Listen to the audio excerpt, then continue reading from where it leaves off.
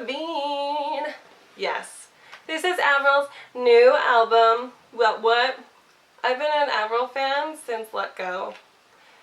And I was 16, I was 17, because I was getting my driver's license, so 16, 17 when that came out. So it's been 10 years. What? And I loved all of Avril's albums. Even Goodbye Lullaby, which apparently didn't do very well, but I thought that was a great album. So this is the Target Special Edition, and it was just only $10 when it came out that week, so I was like, yeah. I love both the singles that came out, which was Here's to Never Growing Up, and Let 'Em Know That They're Still Rock and Roll, Rock and Roll. Those were both very good singles. And I rocked out to them on YouTube for a very long time, because I was like, when is the album going to be here?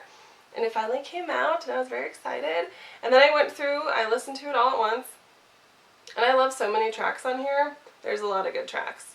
They remind you of kind of like old school Avril when she was young and punk, and she kind of goes back to that, which you might have read in other reviews, because like 17, she kind of, even though she's an adult now, she goes back to, oh yeah, when I was 17, that was such an awesome time, and when I hear this song, I think of 17, and I think of you, which I totally understand and relate to, because I'm 27 now, and I loved being 17. 17 was a good time for me, so I really like 17. I gotta say the third single, Let Me Go, featuring her new hubby, Chad Kroeger. I saw it on YouTube, because I love watching music videos, and the first time I watched it, I wasn't impressed, and I was like, why is this a single? It's just because it's her husband on the track too, and they thought that would be good promotion. But then I heard it again when I listened to the album, and I was like, yeah, this is a really good song. So I really like that one too, so yeah, go Avril. Other songs, okay. The other two that I didn't care for the first time listening to it was Bad Girl featuring Marilyn Manson, which is funny because I'm looking at this on the back and it says featuring Marilyn Manson, but I kept thinking it was Chad still, just being like, aww. So I'm like, oh, that makes sense, because, you know, Marilyn's her buddy. And then Hello Kitty, because Hello Kitty is just, at first it was like, okay, when you hear it, I mean, it's very Japanese oriented style wise, and Avril has tons of fans in Japan. Like, she went #1 in Japan. So, but after the first time listening to it, you know how you listen to a song multiple times and then you start to really like it and it gets stuck in your head?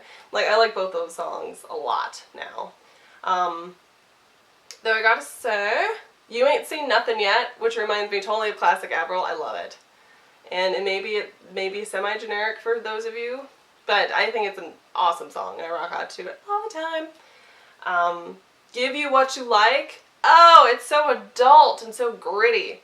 And I love it. So good. Anyway, I think the whole album's awesome, really. Now that I listened to it like 30 times more for some of the songs. The only thing I'd have to say is a little disappointing on the Target exclusive. Besides getting the colorful cover instead of the black cover, there's also a bonus track of Rock and Roll, the acoustic version, which basically is rock and roll with the like rock taken out of it. And it's just the vocal track. And it's good, but it doesn't really feel like an extra, you know? Like, it feels like it's the same song because you hardly even notice that the music's gone, or at least that's how I feel. It's very slightly different. And when I like bonus tracks or like different versions of things, I want them to be completely different. When it's an acoustic version, I'm assuming that it's going to be guitars and a re-recording where it's maybe, I don't know, something a little different, not just the vocal track without more of the like hard rock beats in it. That's what I think. I love when I hear different versions of songs, and that kind of disappointed me because I was like, yeah, acoustic version, awesome. And then it was just like, oh, laziness. But all in all, I say go support Avril, buy the album.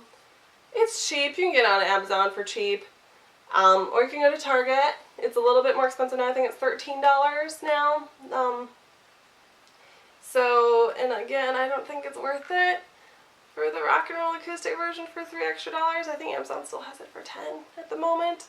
But if not, I think the album in a whole is totally worth $14, $15. It's awesome. It's great to rock out to. Great songs. Party it up. So yeah. Wow! Or what did she do? She's like, ah! So yeah. Thank you.